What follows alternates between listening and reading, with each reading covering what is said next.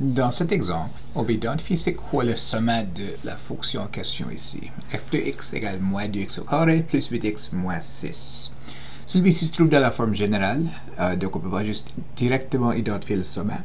On peut identifier que c'est ouvert vers le bas et que l'ordre de l'origine est moins 6. Mais on ne sait pas c'est quoi le sommet de ça. Ça nous laisse avec deux différentes options. On peut identifier l'axe de symétrie utilisant moins b divisé par 2a, qu'est-ce que vous avez vu plus tôt dans la leçon.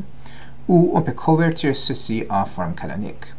Je vais vous montrer les deux différentes approches ici. Donc, approche 1. On va utiliser le x de l'axe de symétrie pour insérer ça et trouver y pour identifier les coordonnées. Donc, utilisant cette formule ici, x égale moins b divisé par 2a, que vous avez vu plus tôt, on va trouver c'est quoi l'axe de symétrie. Donc, on va remplacer b avec 8 et a avec moins 2. Juste ici, ceci serait moins 8 divisé par moins 4, qui serait 2. On va maintenant prendre le 2 et on va l'insérer dans la formule pour trouver la valeur de y, ou f de x. Donc, je vais remplacer chaque valeur de x avec 2. Ceci serait moins 2 fois 4, qui serait moins 8, et ceci serait 16. Donc, moins 8 plus 16, c'est 8, moins 6, c'est 2. Notre coordonnée du sommet serait 2 et 2. Pas trop compliqué. L'autre façon qu'on pourrait le faire, c'est d'utiliser la forme canonique de cette expression ici. Ceci, c'est un peu plus difficile, mais c'est moins d'étapes, et c'est aussi quelque chose qui va vous servir bien dans le futur, à savoir qu'on va le faire. Pour convertir de la forme générale à la forme canonique, ce qu'on doit faire, c'est avoir un carré parfait à l'intérieur de ça, parce que c'est a fois x moins h au carré plus k. On a besoin de prendre ces deux termes ici, et on va isoler la valeur de a, dans ce cas c'est moins 2, de ces deux termes-là. Donc, le moins 2, c'est un facteur dans chacun. Ça laisse juste x au carré ici, et le plus 8, si on divise par moins 2, nous donne moins 4. Donc, on a mis en évidence la valeur de a, ça c'est notre première étape. Ensuite, on va compléter le carré à l'intérieur ici par additionner une somme nulle. Ça sonne vraiment compliqué. Tout ce que ça veut dire, on va prendre la moitié de ce numéro ici, et on va le mettre au carré, et on va additionner ça et soustraire ça en même temps. Donc, la moitié de ceci serait 2.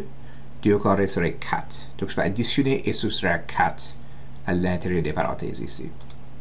Juste comme ça.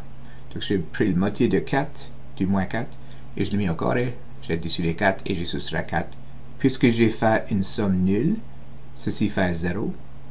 Je n'ai pas changé vos situations. Ce que j'ai ici maintenant, x au carré moins 4x plus 4, ça c'est un carré parfait. Donc, je peux exprimer ça comme x moins 2 au carré. Et ça va finir par être mon sommet, le x moins h au carré. Le moins 4 ici, j'aurais besoin de le sortir des parenthèses pour être capable de faire ça. Tout ce que je vais faire moins 4 fois moins 2, et là, ça va me laisser mettre ça à l'extérieur des parenthèses. Donc, x moins 4, x plus 4, c'est x moins 2 fois x moins 2, comme j'ai dit juste avant. Le moins 4 est à l'extérieur de ces parenthèses-là. Donc, pour le sortir de ces parenthèses, j'ai besoin de le multiplier par le moins 2, qui serait plus 8. Et là, je peux simplifier en faisant plus 8 moins 6.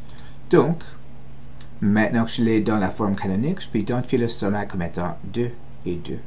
Donc, juste pour repasser ça, j'ai sorti une valeur de a, de les deux premiers facteurs ici, de les deux premiers termes ici, m'excuse.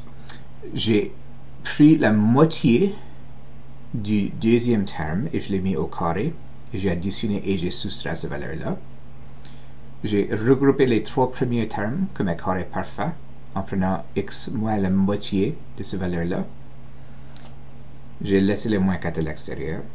Pour le sortir du parenthèse, j'ai fait moins 4 fois mon valeur de a qui était moins 2 pour la forme plus 8, et là, j'ai simplifié ici.